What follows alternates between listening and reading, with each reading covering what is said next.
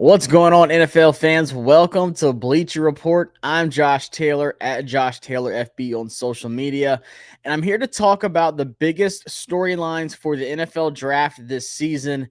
Obviously, there's a lot going on with rumors and free agencies wrapped up pretty much. There's a couple other moves that some teams can make, but nothing that I think can really make an impact on selections for teams, especially in that first round. So I'm going to talk about some of the biggest storylines to watch going into the draft, but then also the biggest stories during the first night of the draft that could have major implications moving forward for the rest of the rounds, and your teams might be involved. So buckle up. Let's get right to it and go through some of these storylines. Now, obviously, I think we can all agree that the number one overall pick is going to be Caleb Williams. I don't think there's anything that, any kind of misdirection heading anyone's way or any rumors, anything like that the Bears aren't going to take Caleb. He's been the number one prospect for 2 years now. They're obviously going to take Caleb Williams after moving on from Justin Fields. It would be the biggest shock in the world to me if he isn't the first overall pick. So we're going to move past the Bears with number one. I don't see that changing at all. So then, obviously, number two, and my team's on the clock, and that's the Washington Commanders. Now, it seems like with Adam Peters as the new GM in town, teams have no idea what's going on with the number two overall pick. So my first big domino that's obviously going to fall in draft night is which quarterback is Washington take at number two overall? Now, this obviously has major implications towards Washington's success and who they want and how they're going to build their offense and really who they want to be the franchise guy moving forward. But also, more importantly, this really impacts what happens behind them. So it kind of started out as Drake May is going to be the guy. He had the most hype. He really fits, what Cliff wants to do with his air raid. He didn't do too much of it last year at North Carolina, but when he had Phil Longo as his offensive coordinator the year before that, he had his best statistical season of his career, and it seemed like that's where he best fit in that offensive style. And then as time moves forward, it kind of seems like Jaden Daniels is going to be the guy. We started hearing some rumors going around, and people like, around free agency time, it sounds like Jaden Daniels. If I had to guess, he's the one who's going to be the pick. It just seems like that's going to be the guy. And then it comes out at the meetings this week. And matter of fact, yesterday, it seems like J.J. McCarthy is now the popular option for number two to people around the league. So much that the betting odds for J.J. McCarthy going number two went from plus 2,500 all the way up to plus 400, which is a giant leap. Now, it depends on what sports book and stuff you look at. Jaden Daniels is still the favorite. Most have him at minus 150 to minus 175. And then Drake May is minus 150 to minus 250. Plus 150 to plus 250, somewhere around that range. But then also J.J. McCarthy is now getting a lot of steam.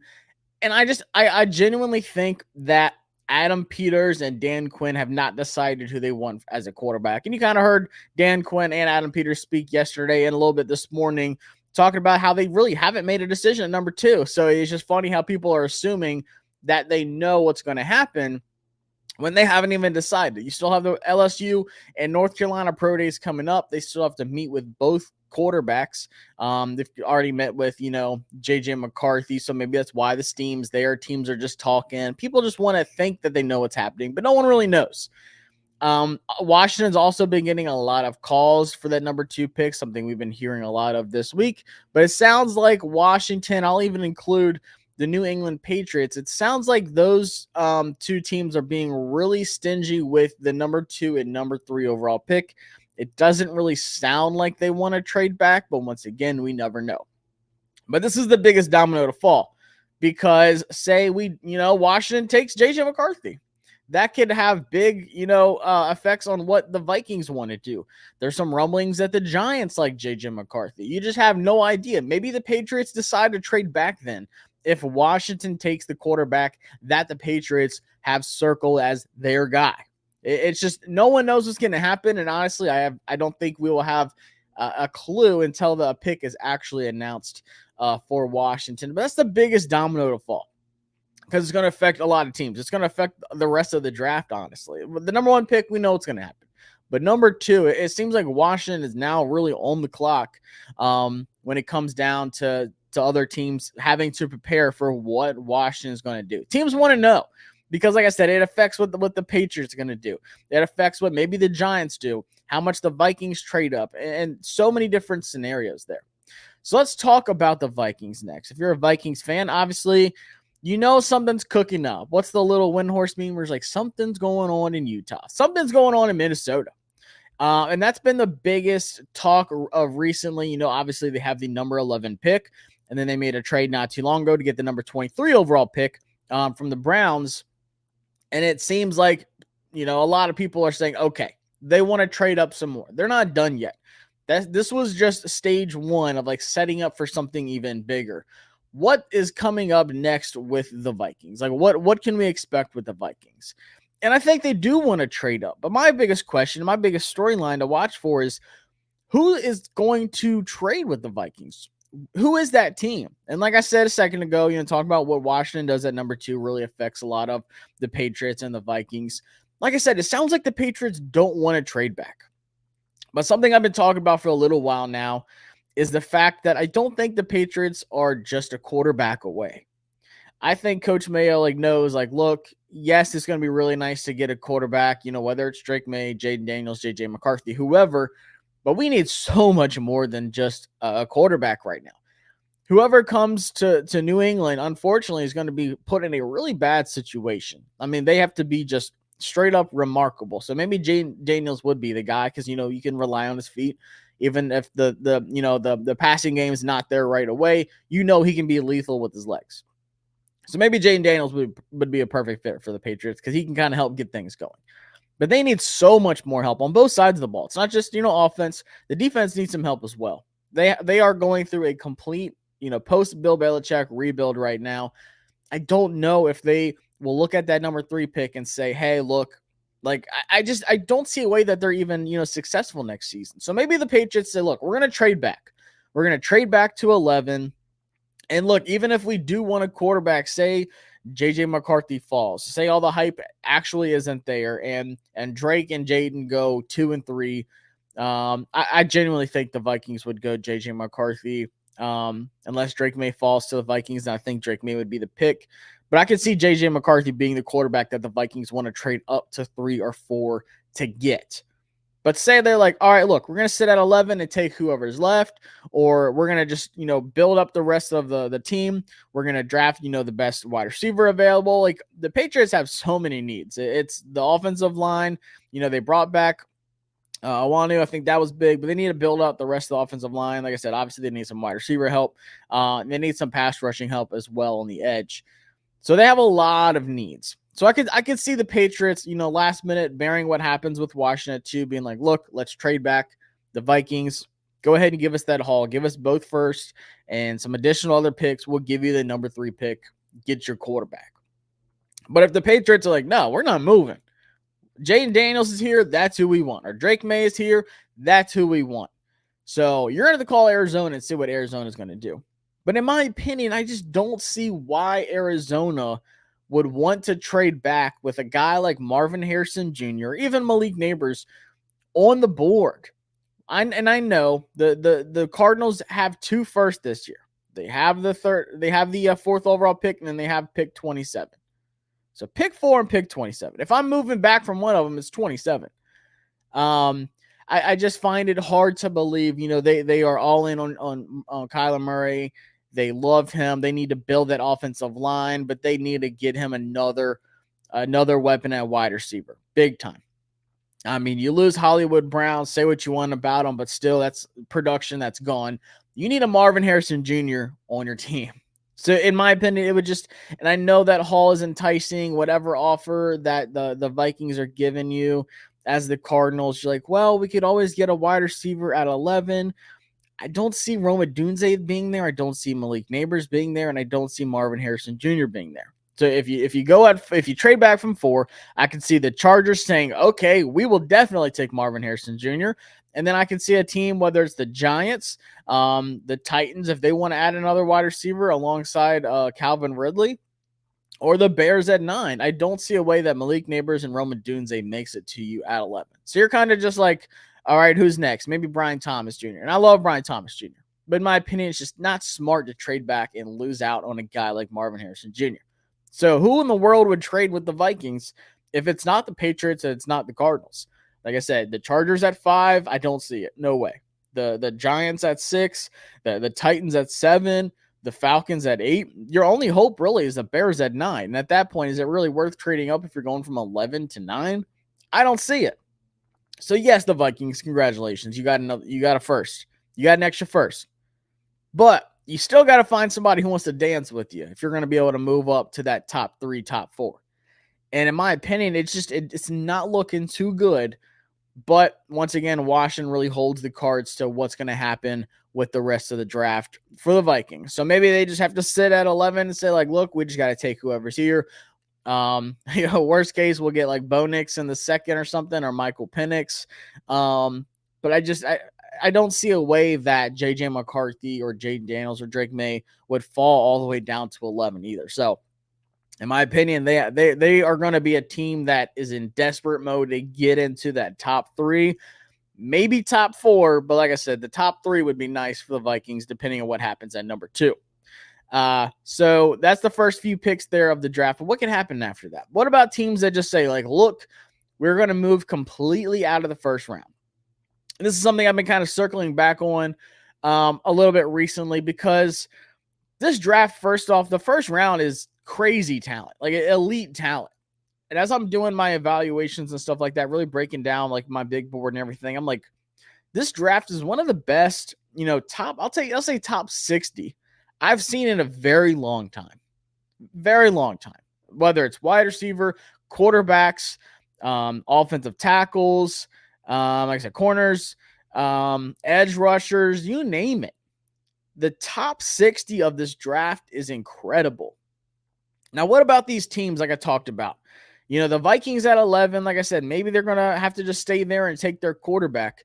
But what about these other teams who are either in the market for a quarterback, can kind of wait on a quarterback, but then also like would kind of like a quarterback, but might not be able to get one in the first round, or it might not be worth getting one in the first round? So that's why I put these 3 on the board here. That's why I put the Broncos at 12, the Raiders at 13, and then the Saints at 14. So obviously the Broncos need a quarterback. Let's just see. Oh yeah, new, by the way, Ian Rappaport just reported L'Jarius Sneed agreed to terms on a massive new contract for the Titans, 4-year, $76.4 million deal. So a little bit of updated breaking news. Not really breaking news, but updated news. But I'm really looking at these 3 teams because, one, teams are going to want to trade back into the first round from the second. But then also teams, like I said, the Broncos and the Raiders are like, man, we would love one of these top quarterbacks, but there's no way we're going to have a chance to get any of those. It's going to have to be Bo Nix, or it's going to have to be Michael Penix, or it's going to have to be like a Spencer Rattler, maybe later on, whatever. But we don't have a shot at those top 4 if we're not trading up. Like I said, the Vikings are already trying to do that, and they already have more ammo than you. They're ahead of you, and they have another first now. So you're kind of out of luck with these 3 teams. I know the Saints have Carr, but like at the end of the day, maybe they would like another option at quarterback, moving forward. Maybe it is like a Bo Nix. I don't know. But I'm really looking at the Broncos and the Raiders, where it's like, okay, Broncos, you need a quarterback. Raiders, you got Gardner Minshew. You gave him a good contract. Maybe they just use him as a bridge guy. And like I said, get somebody in the second, third, fourth, whatever. But at the end of the day, I'm looking at these teams and being like, look, guys, we missed out on our quarterback. We're getting a lot of really good offers for pick 12, 13, and 14. Let's take some other picks in this draft, because this draft is really good. It's a really deep draft. We're going to build this roster even better, and we're going to figure out the quarterback situation. Like I said, right now at 12, 13, 14, it's not worth taking Bo Nix or Michael Penix, whoever. Let's just wait till the second or the third or whatever and get the best players available in this draft. So and that's something I've been talking about, with Washington, is moving up, getting a guy like Olufishanu who could fall out of that top 10, top 12 range, trading one of the second round picks, moving up for an offensive lineman, or a team that says, hey, we want to move ahead of the Colts. We want to get Brian Thomas Jr. Like maybe, or there's another scenario I'm going to talk about next, another big storyline that people are kind of talking about again. But maybe instead of trading for a player, let's trade back up into the first and get, like I said, a corner or a wide receiver or one of these tackles. That is just so hard to come across because of the quarterbacks and these wide receivers that are going off the board. You're going to see elite talent start slipping down the board a little bit. So I think the Broncos could say, hey, like, look, obviously we have some needs. We need some wide receiver help. We would like some offensive line, maybe some pass rushers, maybe another corner opposite of Patrick Surtain. Let's just trade back. Let's let a team trade back up into the first round and get one of these talents. Let's just take the loss, guys. It's not worth it. Or maybe they just sit there at 12 and they take Brian Thomas Jr. or they take Nate Wiggins or someone like that, or Cooper DeJean or whoever could really help them out. But I think the Raiders are a team that could actually go with Gardner Minshew for a year. It wouldn't surprise me. And it's not attractive. If you're a Raiders fan, nothing about that is exciting. But at the same time, it's like realistically, maybe we do get, a Bo Nix or Michael Penix that could, really learn from Gardner Minshew as well. But are they worth taking there at 13? And in my opinion, I don't see any other quarterbacks coming off the board after J.J. McCarthy. Obviously, Caleb Williams, Drake May, and Jane Daniels. But I think those are the only 4 quarterbacks that go in the first round. I just don't see it like one of these teams, especially saying like, hey, let's get one of these quarterbacks right here. Like, no, there's going to be really good talent on the board, or you're going to be getting your phones blown up by some teams that say like, hey, we want to move up into the first round and get some of that elite talent that's starting to fall down the board that has no reason to fall down other than just the quarterback run and the wide receiver run that's going on right now. So if you're a team that's in the second round and you're like, hey, we kind of want to double dip, we want to, or even like the Chargers at 5. It's like, hey, we want a wide receiver, but, we also want to get back in there and get a corner or something like that. There's a lot of teams in that top 10. I'm not saying it's going to be like what the Texans did last year, getting CJ Stroud and then getting Will Anderson like 2 and 3. Maybe not that aggressive, but I think to the point where it's like, hey, we can get up into that 15 to 25 range and get some really good players. And once again, I'm also looking at the Cardinals, something I talked about. The Cardinals at 27. If they're like, hey, we got our guy, we got Marvin Harrison Jr.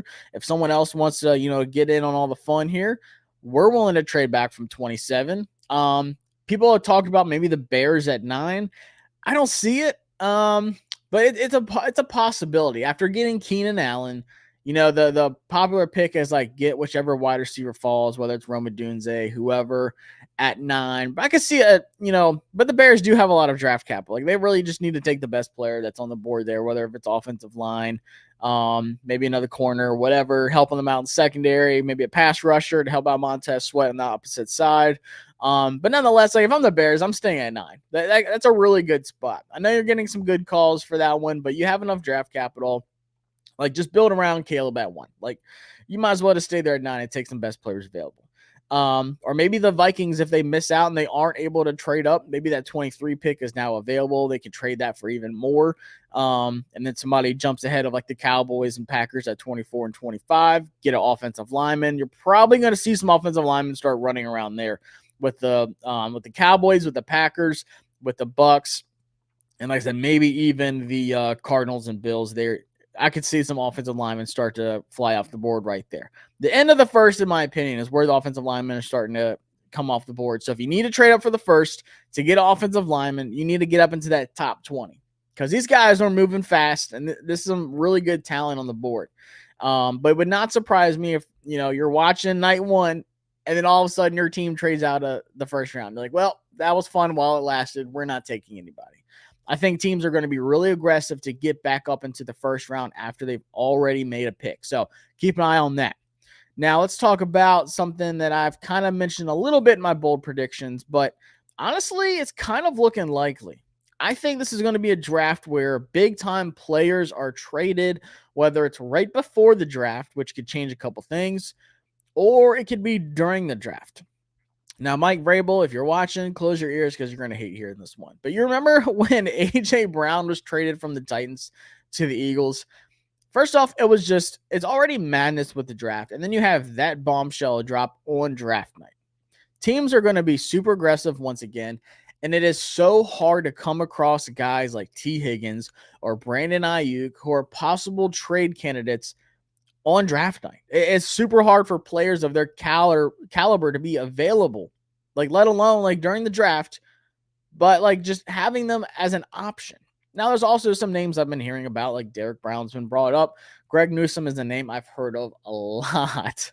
I have heard Greg Newsome brought up so many times over the last 2 or 3 weeks, whether it's with the 49ers, with the Raiders, but also with Washington. It's just something I've heard so many times.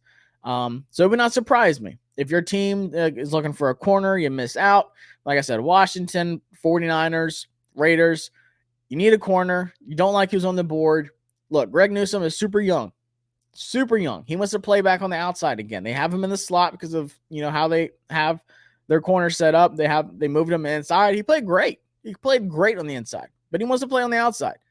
And he deserves a bag. Like, I think he has one more year on his contract, so you can trade something for him, whether it's a third or whatever, and then give him a new deal, give him an extension, get it done. You have a young corner in our team who's really good. He's a sure deal. The players in the draft, the prospects you're looking at, are not sure deals. Anyone can be bad. As good as Caleb is, as good as Marvin Harrison Jr. is, none of them are a guaranteed hit until they get in the league and start playing. And then you know what you got. But guys like Greg Newsome, who's a really good young corner, super underrated in my opinion, but then also big name wide receivers like Brandon Ayuk and T. Higgins. T. Higgins, this is the crazy thing. We've heard nothing about T. Higgins. That bombshell dropped right before free agency. Hey, T. Higgins wants out. He wants to go somewhere else. Is he going to like where he ends up going? I don't know. Maybe not. Unless he gets super lucky and like a team like the Chiefs or something get him. I don't know. I don't see that happening. But at the end of the day, it's super hard to come across two players like I put on the board here with Brandon Ayuk and T. Higgins. But we've heard nothing out of T. Higgins. It's been super quiet. I know that the Bengals would love to keep him. But for him to come out and say, I want to be traded when I have Jamar Chase and Joe Burrow, like, to me, that was surprising. I would not want to leave that situation if I'm T. Higgins. But I know, like, I get it. Like, he wants to get paid like he deserves. But he also wants to be a wide receiver one somewhere. So, of course, I'm looking at the Carolina Panthers. They need as much wide receiver help as anybody. The Panthers at 33. Could the Panthers trade the 33 overall pick, which is pretty much a first-round pick, to the Bengals or even to the 49ers for Ayuk? Maybe the Patriots. They have pick 34. There's also some, rumblings. Like I said, the Chiefs are always going to be brought up because their wide receiver situation. But I'm also looking at, there's a team that's brought up a lot, and that was the Jaguars at 17. There was a lot of rumors, especially with Brandon Ayuk, saying like maybe the Jaguars would trade the 17th pick for Brandon Ayuk. And I'll even throw T. Higgins in there, because if you don't want, T. Higgins, I don't know what's wrong with you. T. Higgins is great. Both of these guys are really good. They're starting to play the best of their career right now. Like, they're starting to get to their peak. If you have a chance to get one of these two guys, you absolutely have to take it. But I'm looking at the Jaguars. You lose on Calvin Ridley. Like I said, Calvin Ridley goes to the Titans. Came out of nowhere. It was down to you and the Patriots, and the Jaguars the Titans were like, hey, while y'all are arguing, we're going to come in here and we're going to steal Calvin Ridley from y'all, by the way, and you're not going to see it coming. So you lose on Calvin Ridley. You do get Gabe Davis. So you get a good young vertical threat guy. Is he going to be dependable? That short intermediate range for Trevor Lawrence? Maybe not. I like Christian Kirk a lot. I think I'm higher on Christian Kirk than a lot of people. I love Christian Kirk. I think he's a great weapon. But the Jaguars, in my opinion, are still missing that just dominant wide receiver one. I think Brandon Ayuk in Jacksonville would do wonders for that team. They looked back at last year and said, like, guys, that is not who we are. There were so many missed opportunities with that team. I think Etienne is one of the most underrated running backs in the league, by the way. I think he's a top running back, super productive, a lot of fun to watch. He's a great asset for Trevor Lawrence. They've been together since Clemson. But they're going to look at that wide receiver spot like this is the biggest need on the team this year. We need a wide receiver one. We cannot, we invested all this in Trevor. Like, he is the guy. He's been the guy. Number 1 overall pick.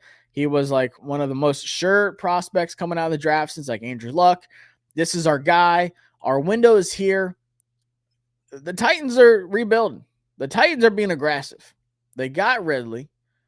They went and got L'Jarius Sneed, like I just said. They paid him. The Titans, they're trying. I don't know about Will Levis. That's a big question mark. But they're absolutely trying. But then the Texans, you saw what they did last year. The Texans look great. Now the Jaguars, like, we've got to do something. We have to be aggressive. We have to say, like, look, guys, we're not going to be the team that's left behind. Colts, hopefully Anthony Richardson can get healthy. I think they'll be aggressive. I think they want to add another wide receiver as well. They got Pittman back. That's big for them. A great young weapon, another underrated receiver in this league. But if you're the Jaguars, if you're a Jaguar fan, you're like, hey, we gotta start putting the foot on the gas. Other teams in our division are being aggressive. We have to do the same thing. We're going to match that energy. We're going to trade pick 17 for Brandon Ayuk or T. Higgins. And I think they could pay T. Higgins, and I think he would be undoubtedly the wide receiver one. And same with Brandon Ayuk. Now, people saying like, oh, it's just smoke. I don't know. I don't think that's actually real. Who knows? But it wouldn't surprise me. And I've said this a lot of times too. It's really hard to get trades done in the NFL. It is not easy because, there's big time risk reward. If you trade Brandon Ayuk and the 49ers stink next year, I doubt they'll stink. But if they take a step back in production, they're going to be looking at the front office and Shanahan like, why did you trade Ayuk? Your job's on the line now. Or if you trade for Ayuk and you're Jacksonville and it doesn't work out, they're like, you probably should have just drafted one at 17. He would have been a lot cheaper, and Brandon Ayuk's not working out here. So there's a lot of risk reward. Maybe it's a home run and Ayuk has 1,300 yards next year and Jacksonville's, wins the division. Like, heck yes, it was worth it. It's just really hard to get trades done in the NFL because you're losing players, you're trading assets, but you're also like getting something in return. It's just really hard to do. But it would not surprise me if on draft night, these picks start going and we hear that breaking news that we love hearing. Adam Schefter just comes swinging in your screen and he says, look, guys, Brandon Ayuk was just traded to the Jaguars, or T. Higgins was just traded to the Panthers, by the way, and the Bengals start out with the first pick on night 2 and round 2. It would not surprise me. Like I said, Greg Newsome is another guy I've been hearing a lot about.